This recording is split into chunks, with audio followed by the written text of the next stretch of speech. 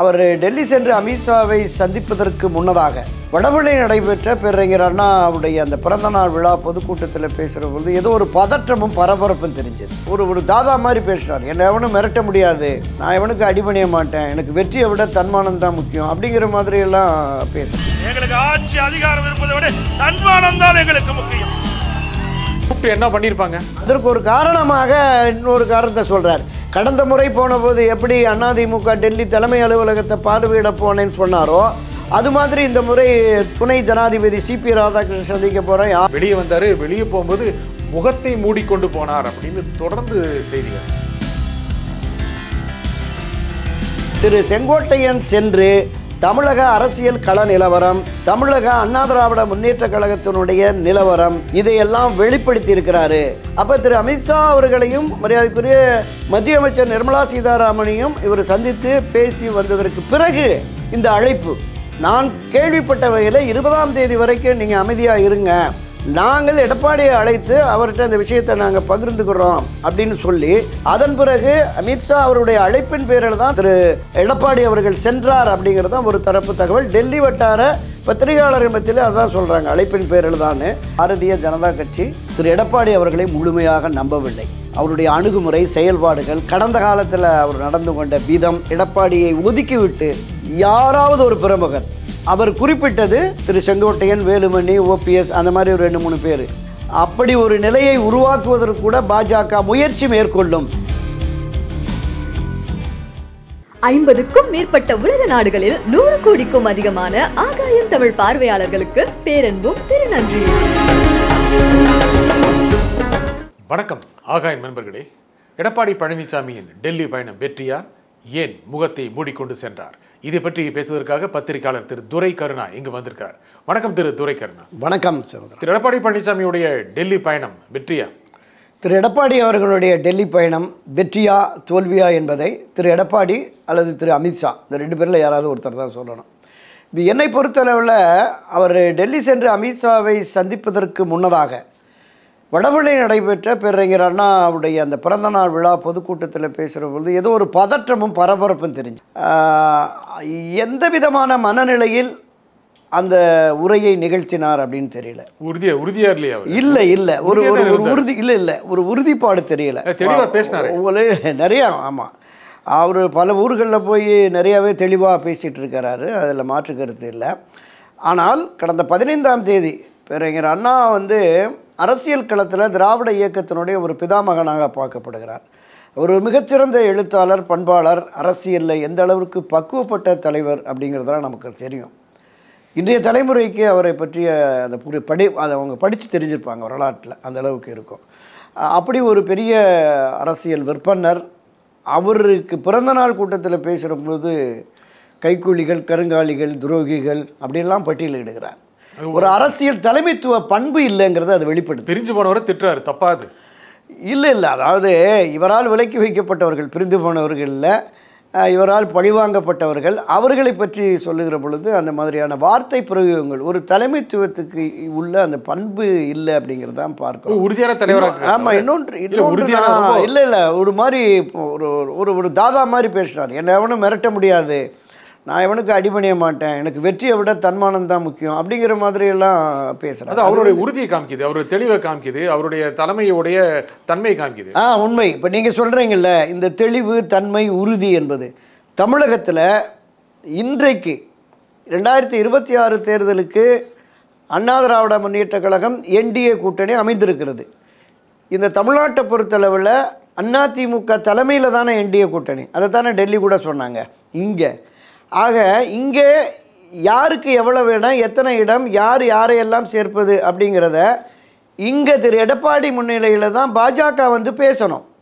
மத்திய பாஜக தலைவர்களோ அவங்களுடைய தொடர்பாளர்களோ அல்லது மாநில பாஜக இதுவரைக்கும் அப்படி தான் நடந்திருக்கு. இந்திய தேசிய காங்கிரஸ் கட்சியோடு அதிமுக புரட்சித் தலைவர் எம்ஜிஆர் காலத்தில், செல்வி ஜெயலலிதா காலத்தில் இருந்தது. அதே போல் திராவிட முன்னேற்ற கழகத்திலும் கூட திரு கலைஞர் கருணாநிதி காலத்தில் கூட இருந்தது.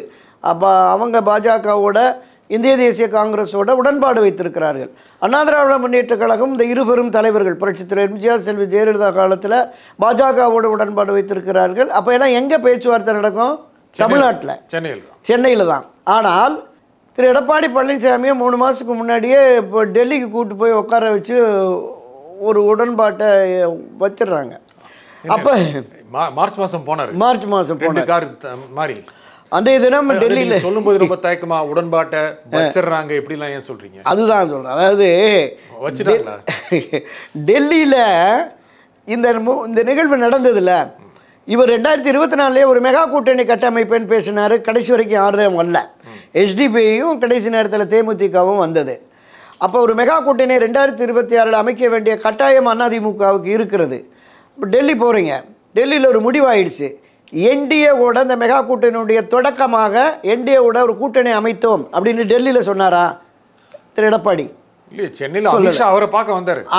இல்லை, இவரை கொண்டு போய் அங்கே வச்சு முடிவு பண்ணிட்டு மச்சரி மாதிரி அழைத்து சென்று அழைப்பு விடுத்து அவர் அங்கே சென்று சந்தித்து 3 கார்கள் மாறி சந்தித்து அமித்ஷா சொல்கிறார், தமிழ்நாட்டில் என்டிஏ கூட்டணி உருவாயிடுச்சு அதிமுகவோட அப்படின்னு முடிவாயிடுச்சுன்னு சொல்கிறார். அவருடைய எக்ஸ்தலத்திலையும் போடுறாரு, ஊடகத்திலையும் சொல்கிறார். திரு எடப்பாடி அங்கேயும் சொல்லலை. சென்னை ஒரு வார காலம் சொல்லலை. நம்ம பல பதிவில் அதை குறிப்பிட்டிருக்கிறோம். இங்கேயும் இந்த அமித்ஷா தான் இப்போ போனதை பற்றி சொல்லுங்க. அதுதான் சொல்ல வரேன். இல்லை, ஒரு நம்பகத்தன்மை பாஜகவுக்கு இல்லை. இவர் அந்த தனித்தன்மையோடு உறுதிப்பாட்டோடு இருக்கிறார்ல, அது இல்லைங்கிறத நான் நிரூபிக்கிறதுக்காக சொல்கிறேன். தமிழ்நாட்டில் திரு எடப்பாடி பழனிசாமி தலைமையிலான அதிமுக என்டிஏ கூட்டணி. இந்த கூட்டணிக்கு தலைமை யார்? அதிமுக தான். அப்போ அதிமுகவினுடைய தலைமை பொறுப்பு இருக்கிற திரு எடப்பாடி டெல்லிக்காரங்களை இங்கே வரவழைச்சு அல்லது இங்கே இருக்கிற பாஜக தலைவர்களோட பேசணும், எத்தனை இடம் யாரெல்லாம் அணியில் இருக்கிறாங்கன்னு.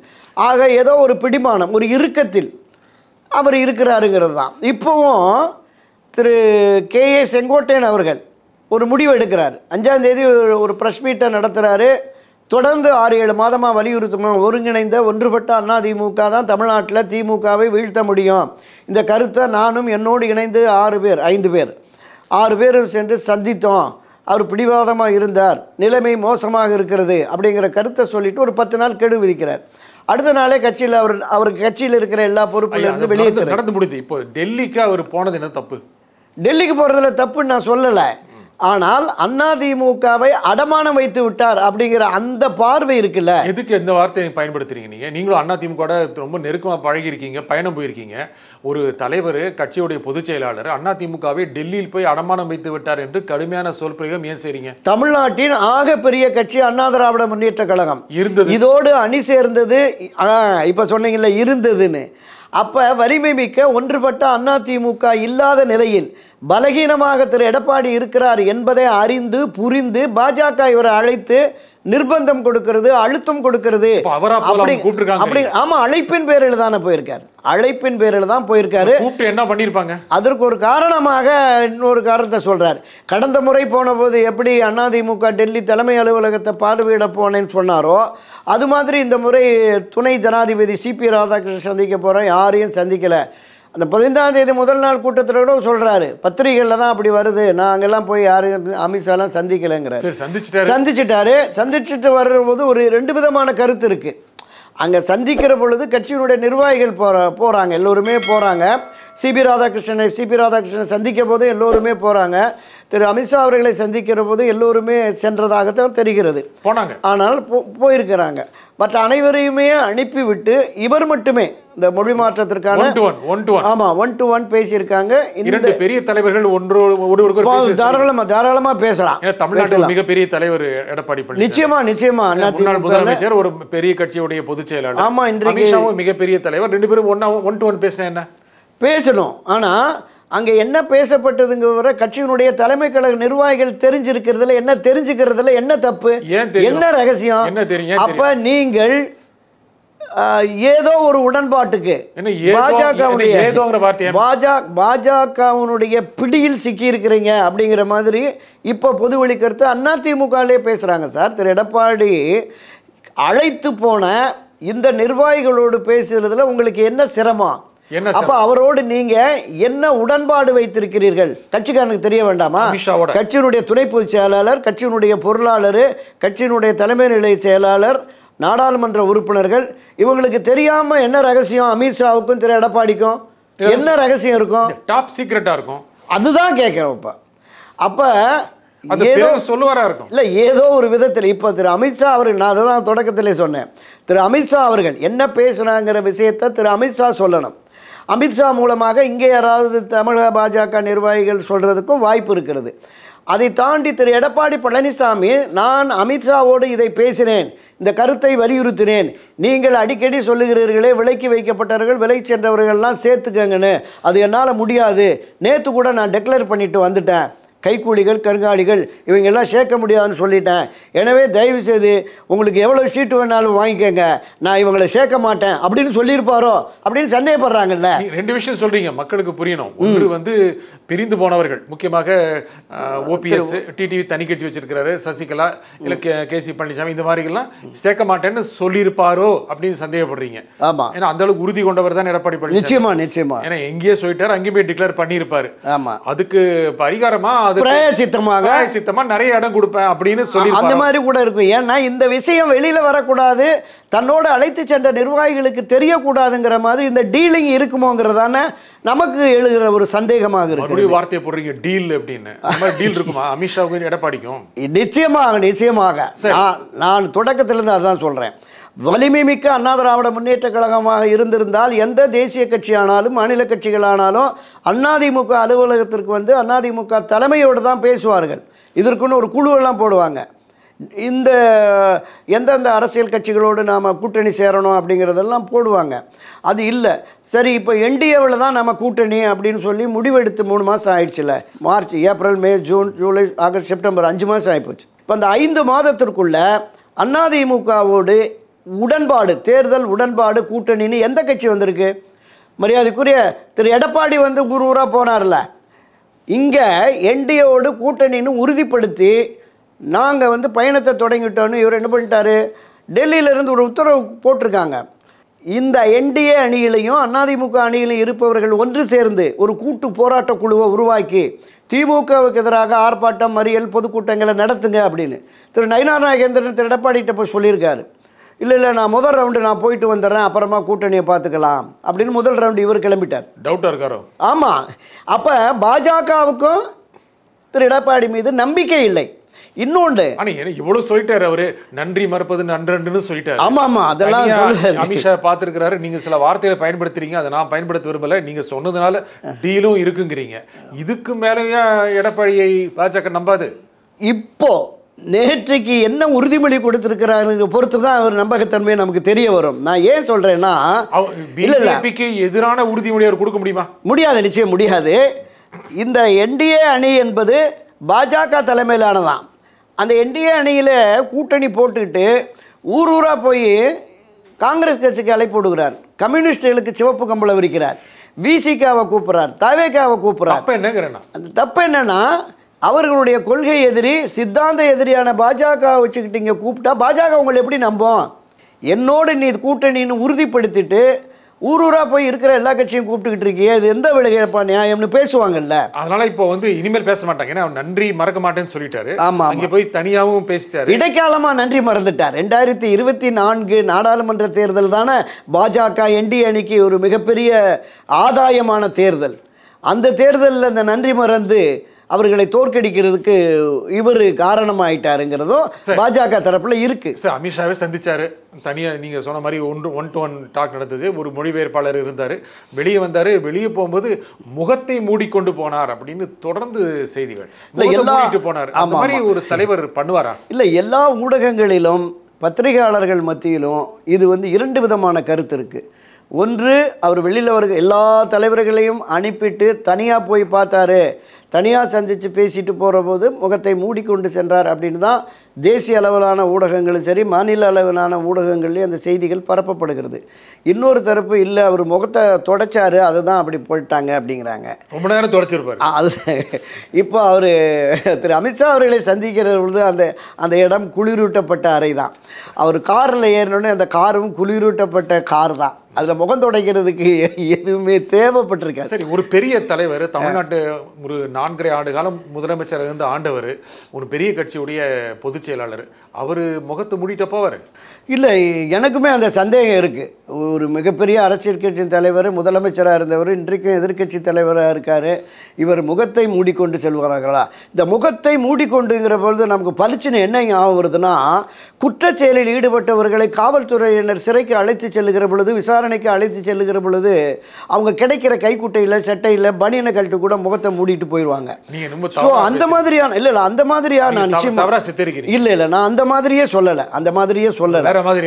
இல்ல அது அந்த மாதிரி நான் சொல்லல. அந்த மாதிரியான இல்ல அந்த மாதிரியான ஒரு வெளியில ஒரு முகத்தை மூடிக்கொண்டு சென்றிருந்தால் அப்படிப்பட்ட ஒரு விமர்சனம் வந்துவிடும். ஒரு தலைவர் அந்த மாதிரிலாம் செய்திருக்க மாட்டாருன்னு நான் நம்புறேன். நேரடியாக என்ன பத்திரிகையில் வந்த செய்தி, அங்கிருந்த ஊடகவியலாளர் செய்தி, நான் டெல்லி ஊடகவியலாளர்கிட்ட கேட்டேன். 2 விதமான கருத்து இருக்கு. அதில் ஒன்று இந்த மாதிரி சொன்னாங்க, அவர் வந்து முகத்தை தொடச்சாரு, அந்த நேரம் எடுத்ததுனால முகத்தை மூடின மாதிரி இருக்குன்னு. இன்னொரு அது உள்ள என்ன நடந்தது, என்ன வேர்வை வந்தது, முகம் துடைக்க வேண்டியதுங்கிறது வேற விஷயம். ஆனால் இன்னொரு தரப்பில் என்ன சொன்னாங்கன்னா, அங்கிருந்து வந்து ஒரு கிட்டத்தட்ட ஒரு 5 நிமிடம் வரைக்கும் அந்த கார் வந்து திரும்புகிற வரைக்குமே அவர் முகத்தில் மூடி கை வச்சிருந்தாரு, யாருன்னு தெரிய வேண்டாம் அப்படிங்கிற மாதிரி தான் அவங்க ஒரு தரப்பில் சொல்கிறாங்க. எனவே நாம் இப்படியே வச்சுக்கிறோம். ஒரு மிகப்பெரிய தமிழ்நாட்டினுடைய முதலமைச்சராக இருந்தவர், இன்றைக்கும் எதிர்க்கட்சி தலைவராக, மாபெரும் கட்சியில் சிதைவுண்டு அதிமுக மாபெரும் கட்சி. ஆமாம், அதிமுக ஒன்றுபட்ட அதிமுக என்பது தமிழகத்தில் ஆகப்பெரிய கட்சி, அதில் எந்த மாற்று கருத்தும் இல்லை. இன்றைக்கு ஒரு பகுதிக்கு தலைவராக இருக்கிற அவர் வந்து அவரும் இன்றைக்கி எதிர்க்கட்சி தலைவர், குறிப்பிடத்தக்க தலைவர், அதில் மாற்று கருத்து இல்லை. எனவே அவர் முகத்தை மூடி செல்ல வேண்டிய அவசியம் இல்லைன்னு தான் நானும் பார்க்குறேன். ஒரு வேலை அவசியம் இருந்தா, அப்படி முகம் மூடி சென்றிருந்தால்தான் என்ன காரணம் பொதுவெளியில் இந்த விமர்சனம் வருங்கிறேன். சரி, அப்படி என்ன காரணமா இருக்கும்? தான் போவது தெரிய வேண்டாம்னு நினைக்கிறாருன்னா அது எனக்கு என்ன காரணமா இருக்கும்? இல்லை, இங்கே முதல் நாள் 15ஆம் தேதி கூட்டத்திலேயே நான் வந்து துணை ஜனாதிபதி இதை பார்க்க தான் போகிறேன், அமித்ஷாவை சந்திக்கிறது இல்லை. முதன்முறையாக அவர் சென்றபோது என்ன சொன்னார், டெல்லியில் திறக்கப்பட்டிருக்கிற அதிமுக தலைமை அலுவலகத்தை பார்க்க போகிறேன், யாரையும் சந்திக்க போகிறதில்லைன்னார். அப்புறம் இரவு இதே மாதிரி 2-3 கார்கள் மாறி போய் சந்திச்சுட்டு வந்துட்டார். சந்தித்த விஷயத்தை கூட அவர் சொல்லலை, அவங்க தான் சொன்னாங்க. அப்போ இந்த முறையும் அதே மாதிரி போகிற போது நாங்கள் யாரையும் சந்திக்கலை, அமித்ஷாவெலாம் சந்திக்கலைனார். ஆனால் ஊடகங்கள் கடந்த 2 நாட்களாகவே போட்டுக்கிட்டு இருந்தது, சிபி ராதாகிருஷ்ணன் சந்திக்க போகிற அந்த காரணத்தை காட்டி அமித்ஷாவையும் சந்திக்க போகிறார், அமித்ஷாவிடமிருந்து அழைப்பு வந்திருக்கிறது. திரு செங்கோட்டையன் சென்று தமிழக அரசியல் கள நிலவரம், தமிழக அண்ணா திராவிட முன்னேற்ற கழகத்தினுடைய நிலவரம், இதையெல்லாம் வெளிப்படுத்தி இருக்கிறாரு. கட்சி ஒன்று சேராவிட்டால் திமுகவை இந்த தேர்தல் களத்தில் வீழ்த்த முடியாது என்பதை ஆதாரபூர்வமாக சொல்லியிருக்கிறார். இதுவரையிலும் கொங்கு மண்டலம், இதுவரையிலும் டெல்டா மாவட்டம், தெற்கு மாவட்டங்கள் தான் சொல்லிட்டு இருந்தாங்க. இப்போ திரு செங்கோட்டையன் அவர்கள் இந்த கொங்கு மண்டலத்திலிருந்து போய் இந்த விஷயத்தை சொன்னதுனால அங்கேயுமே ஒரு பாதிப்பு இருக்குங்கிறத மத்திய பாஜக புரிஞ்சிருச்சு. அப்போ திரு அமித்ஷா அவர்களையும் மரியாதைக்குரிய மத்திய அமைச்சர் நிர்மலா சீதாராமனையும் இவர் சந்தித்து பேசி வந்ததற்கு பிறகு இந்த அழைப்பு, நான் கேள்விப்பட்ட வகையில் 20ஆம் தேதி வரைக்கும் நீங்கள் அமைதியாக இருங்க, நாங்கள் எடப்பாடியை அழைத்து அவர்கிட்ட அந்த விஷயத்தை நாங்கள் பகிர்ந்துக்கிறோம் அப்படின்னு சொல்லி, அதன் பிறகு அமித்ஷா அவருடைய அழைப்பின் பேரில் தான் திரு செங்கோட்டையன், திரு எடப்பாடி அவர்கள் சென்றார் அப்படிங்கிறது தான் ஒரு தரப்பு தகவல். டெல்லி வட்டார பத்திரிகையாளர்கள் மத்தியில் அதான் சொல்கிறாங்க, அழைப்பின் பேரில் தான். காலையில் சிபிஆரை சந்திக்கிற போதே இரவு 8 மணிக்கு அமித்ஷா சந்திப்பு உறுதின்னு எனக்கு டெல்லி செய்தியாளரே ஒரு தகவலை கொடுத்தார். ஸோ இதை பார்த்துட்டு நீங்கள் சொன்னீங்கல்ல, ஒரு மிகப்பெரிய தேசிய தலைவர், மத்தியில் உள்துறை அமைச்சராக இருக்கிறார், இங்கே மாநிலத்தினுடைய அண்ணா திராவிட முன்னேற்ற கழகத்தின் தலைமை பொறுப்பில் இருக்கிறவர், முன்னாள் முதலமைச்சர், சந்தித்தோம், பேசணும், இன்னும் பேசுவோம், இது எல்லாத்தையுமே நீங்கள் சொல்லலாம்ல. நீங்கள் உடன்பாடு கொண்டு முக்கியமாக சந்திச்சுட்டு தனியாக போகும்போது அங்கே இருக்கிற செய்தியாளர்கள் சொல்கிறது என்ன அப்படின்னா, மற்ற நிர்வாகிகள் எல்லாமே குழுவாக வெளியே போயிட்டாங்க, வேறு ஒரு காரில் இவர் மட்டும் தனியாக சென்றார், உடன் எந்த காவல்துறை பாதுகாப்பு கூட இருக்கலை அப்படின்னு சில செய்தியாளர்கள் நம்மகிட்ட சொல்கிறாங்க. அப்படி தான் போவது தெரிய வேண்டாம் அப்படின்னு ஏன் நினைச்சிருக்க வாய்ப்பு இருக்கு? இல்லை, இப்படி ரகசிய சந்திப்பு நடந்தது என்பது உறுதிப்படுத்தப்பட்டதால் சரண்டர் அப்படிங்கிற வார்த்தையை நான் பயன்படுத்தினேன். இது மற்ற நிர்வாகிகளுக்கு தெரியக்கூடாது. என்ன இதில் ரகசிய சந்திப்பு என்னங்க இருக்கு? சரண்டர்னா என்னன்னு சொல்லுங்க. நீங்க வார்த்தையை பயன்படுத்திட்டீங்க. சரண்டர்னா என்ன? அதாவது அண்ணா திராவிட முன்னேற்ற கழகத்தினுடைய தனித்தன்மையை பலி கொடுக்கக்கூடிய அளவிற்கு பாஜக விரும்புகிற தொகுதிகளை இடங்களை கொடுப்பதற்கான விஷயமா இருக்கலாம். இன்னொன்று, எனக்கு இவர்களால் பிரச்சனை வரும், எனவே இவர்களை திரு ஓபிஎஸ், திருமதி சசிகலா, செங்கோட்டையன் போன்றவர்கள், செங்கோட்டையன் கட்சியில் இருக்கிறாரு, ஆனாலும் பொறுப்பில் இருந்திருக்காரு, அமமுக இல்லை. எனவே இந்த பிரிந்து சென்ற சக்திகளை ஒன்றிணைக்க வேண்டும் என்கிற கருத்தை வலியுறுத்தாதீங்க, அவங்கள நான் ஒருபோதும் சேர்க்க மாட்டேன் அப்படின்னு. அப்போ ஒருபோதும் சேர்க்க மாட்டேன் என்கிற உறுதிப்பாட்டை இவர் எடுக்கிற பொழுது கட்சி பலகீனமான நிலையில் இருக்கிறது அதிமுக. எனவே நாம் இதை பயன்படுத்தி கூடுதல் இடங்களை பெற வேண்டும் என்று ஒரு 40-50 தொகுதின்னு சொல்லி அவங்க கேட்டுட்டு அதுக்கு இவர் ஒப்புக்கொண்டு விட்டாரோங்கிற மாதிரி இருக்குது. இல்லைன்னு மறுக்கணும், மறுத்தாதான் நமக்கு தெரியும். 50 ஆண்டுகளாக பார்த்துட்டு இருக்கீங்க. நீங்கள் சொன்ன மாதிரி எடப்பாடி சொல்லிட்டாரு 50-40 தொகுதி வச்சுக்கோங்க, கடந்த முறை 20 தொகுதி, சரி 20-30 வச்சுக்கன்னு சொன்னாலும் வெற்றி வாய்ப்பு இருக்கணுமல்ல, நின்று என்ன பிரச்சனை, ஜெயிக்கணுமல்ல. அதுவும் பிஜேபிக்கு தெரியும், எடப்பாடிக்கும் தெரியுமே, அது சாத்தியமா? இல்லை, அது உண்மையிலேயே பிரிந்து கிடக்கிற சக்திகள் ஒன்றிணைந்து மீண்டும் வலிமை மிக்க அதிமுக உருவாகி அதோடு ஒரு வலுவான கூட்டணி உருவானதான். இன்றைக்கி என்டிஏவிலே யாரெல்லாம் இருக்காங்கன்னு நமக்கு தெரியல, அவர்கள் யாருமே இன்னும் உறுதியாக சொல்லலை. இப்போ திமுக வலிமையான கட்டமைப்போடு இருக்குது, கூட்டணியை அவரோட உறுதியோடு இருக்கிறார்கள். நீங்கள் குறிப்பிட்டது மாதிரி இந்த பக்கம் அதிமுக பாஜக அந்த அளவில் தான் இருக்கிறது. எனவே இது வலிமை குன்றி இருக்கிற இந்த சூழலில் வெற்றி சாத்தியமில்லை என்பது நீங்கள் குறிப்பிட்ட 2 பேருக்குமே தெரியும். திரு எடப்பாடிக்கும் தெரியும், அமித்ஷா அவர்களுக்கு தெரியும். நான் தமிழ்நாடு பூரா சுற்றுப்பயணம் போனேன், எனக்கு நிறைய வாய்ப்புகள் இருக்குது, நிறைய கூட்டம் கடுமையாக இருந்திருக்கு, அதெல்லாம் எந்த மாற்று கருத்தும் இல்லை. கூட்டத்தை கூட்டுவதற்கான அந்த வலிமை அவருக்கு இருக்குது, அதை காட்டிட்டார். அதில் ஆமாம் எல்லா அரசியல் கட்சிகளும் அதான் பண்ணிகிட்டு இருக்காங்க. அப்போ அப்படிப்பட்ட சூழலில் இது வெற்றிக்கான வாய்ப்பு மிக குறைவு அப்படிங்கிற மாதிரி இருக்குது. இப்போ இன்னொரு பக்கம் தமிழக வெற்றி கழகத்தினுடைய விஜய் அவர்கள் ஏராளமான வாக்குகளை பிரிப்பார். நான் கடந்த பல பதிவுகளில் ஒரு 5-7% சொன்னேன், இப்போ கிட்டத்தட்ட ஒரு 10% இருக்குது. ஏன்னா இளைஞர்கள் கூட்டம் பார்க்குறோம், இது வாக்குகளாக மாறுகிற பொழுது 10% அளவுக்கு இருக்கும். இந்த 2024 ஒரு தாக்கத்தை ஏற்படுத்தும், அது இங்கு உள்ள இளைஞர் பட்டாளத்தை ஈர்த்து விடும். அப்போ இந்த சூழலில் கட்சி ஒன்றிணைய வேண்டும் என்கிற கருத்தை பாஜக தொடர்ந்து வலியுறுத்தி அதை ஏற்க மறுக்கிற பொழுது பாரதிய ஜனதா கட்சி இன்னும் கூடுதல் இடங்களை பெற்று அது வெற்றி வாய்ப்பு எந்த அளவுக்கு அவங்க உருவாக்க போகிறாங்கிறது நமக்கு தெரியலை.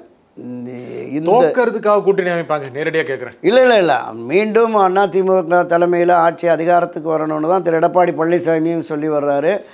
அவர்களுமே திராவிட முன்னேற்ற கழகத்தை ஆட்சி அதிகாரத்திலிருந்து அகற்ற வேண்டும் என்று தான் பாரதிய ஜனதா கட்சியும் சொல்லி வருகிறது. பாஜகவுக்கு திமுகவே நகர்த்துற எண்ணம் இருக்கலாம், ஆமாம், நகர்த்த முடியுமா முடியாது அப்படிங்கிறது எடப்பாடிக்கு தெரிஞ்சிருக்குமா தெரிஞ்சிருக்காது? இல்லை, இந்த வலிமை மிக்க ஒன்றுபட்ட அதிமுக வலுவான என்டிஏ கூட்டணி இருந்தால் ஓரளவுக்கு மோதி பார்க்கலாம். ஆட்சி மாற்றத்தை கொண்டு வருவதற்கு மக்கள் மத்தியில் அதிருப்தி இருக்குது, பல்வேறு அரசு சார்ந்த அமைப்புகள் போராட்டங்கள்லாம் இருக்குது. அப்போ இதை நாம் சரியாக பயன்படுத்தி கொள்ள வேண்டும் என்றால் அதற்கு தான் ஒன்றிணைய வேண்டும், ஒருங்கிணைய வேண்டும், வலிமை மிக்க அதிமுக வலுவான கூட்டணியை உருவாக்க வேண்டும் என்ற கருத்தை சொல்லுகிறார். வேண்டாம் எடப்பாடி, அதுதான். அப்போ வேண்டாம் என்கிற போது மீண்டும் திராவிட முன்னேற்ற கழகம் ஆட்சி அமைத்தால் பரவாயில்லை, திரு மு.க. ஸ்டாலினே முதலமைச்சரானாலும் பரவாயில்லை, என்னிடம் தோற்ற அதிமுக இருக்கட்டும், நானே பொதுச்செயலாளர் இருப்பேன் என்கிற மனோபாவம் அவருக்கு வந்துருதோ அப்படிங்கிற மாதிரி இருக்குது. பாஜகவை பொறுத்தளவில் என்னென்னா, இந்த முறை இந்த 4 சீட்டுங்கிறது ஒரு 10-12 இரட்டை இலக்கத்தில் சட்டமன்றத்தில் போகணும், அடுத்தடுத்து போகணும் அப்படிங்கிற மாதிரியான, ஆமாம் அப்படிங்கிற மாதிரியான ஒரு பார்வை இருக்குது. முடியுமா இல்லையாங்கிறத மக்களும் வாக்காளர்களை தான் தீர்மானிக்கணும். நிலவரம் என்பது மிக மோசமாக தான் இருக்குது. அந்த பாஜக அதிமுக கூட்டணி வெற்றி பெற்று ஆட்சி அதிகாரத்திற்கு வருவதற்கான வாய்ப்பு மிக மிக குறைவாக இருக்கிறது. வலிமை குன்றிய நிலையில் அதிமுக இருப்பதால் தான் பாஜக இந்த அளவுக்கு ஒரு பெரியண்ணன் மனப்பான்மையோடு செயல்படுகிறது தான் என்னுடைய கருத்தாக, என்னுடைய பதிவாக நான் சரி. முக்கியமாக நீங்கள் சொன்னீங்க விஜய் வந்துட்டார், அதிமுக பாஜக மிகப்பெரிய அளவுக்கான ஒரு சக்தியாக இப்போ இல்லைங்கிறது நீங்கள் சொல்கிறீங்க. இந்த சூழ்நிலையில் இப்படி இருக்கட்டும், பலவீனமாக இருக்கட்டும், எடப்பாடி பழனிசாமி சொல்கிறத அப்படியே நம்பிடலாம், அவரே தலைமை பொறுப்பில் இருக்கட்டும், அவர் கூட யாரும் சமமாக பங்கு வருவதற்கு வேண்டாம், வெளியில் இருக்கவங்க உள்ளே கொண்டு வர வேண்டாம், இதே மாதிரி அதிமுக இருக்கட்டும். ஆனால் தோல்விக்கான அறிகுறிகள் நிறைய தெரியுது. அப்படின்னு இருக்கிற நிலைமையில் எடப்பாடி சொல்கிறதையெல்லாம் கேட்டுக்கொண்டு அவர் சொல்கிற வழியிலேயே அவரை ஏற்றுக்கொண்டு அண்ணா திமுகவை அப்படியே ஏற்றுக்கொண்டு பாஜக இருக்குமா, அமித்ஷா இருப்பாரா, மோடி இருப்பாரா, இல்லை மூத்த பாஜக தலைவர் இருப்பாங்களா? கடந்த 2 மாதங்களுக்கு முன்பே நான் குறிப்பிட்டேன், இப்போவுமே தொடக்கத்தில் சொன்னேன், பாரதிய ஜனதா கட்சி திரு எடப்பாடி அவர்களை முழுமையாக நம்பவில்லை. அவருடைய அணுகுமுறை, செயல்பாடுகள், கடந்த காலத்தில் அவர் நடந்து கொண்ட விதம், இது எல்லாமே ஒரு கட்டத்தில் மத்திய பாஜகவிலும் மாநில பாஜகவிலும் மிக முக்கிய பொறுப்பில் இருக்கிற ஒரு நண்பரோடு பேசுகிற பொழுது முழுக்க திரு எடப்பாடி பழனிசாமி நம்பலை. எனவே அண்ணா திராவிட முன்னேற்ற கழகத்துக்கு திரு எடப்பாடியை ஒதுக்கிவிட்டு யாராவது ஒரு பிரமுகன், அவர் குறிப்பிட்டது திரு செங்கோட்டையன், வேலுமணி, ஓபிஎஸ், அந்த மாதிரி ஒரு 2-3 பேர், அப்படி ஒரு நிலையை உருவாக்குவதற்கு கூட பாஜக முயற்சி மேற்கொள்ளும். மத்திய பாஜகவில் அந்த மாதிரி சாத்தியம் ஏன்? ஏன்னா ஒரு பிரபலமான தலைவர், நீங்கள் என்னதான் சொல்லணும், எடப்பாடி பழனிசாமி ஒரு முதலமைச்சராக இருந்தவர், அதிமுக பொதுச் செயலாளர், தமிழகத்தில் அதிமுகவினுடைய ஒரு முகமாக இருக்கிறார், மறுக்க முடியாது.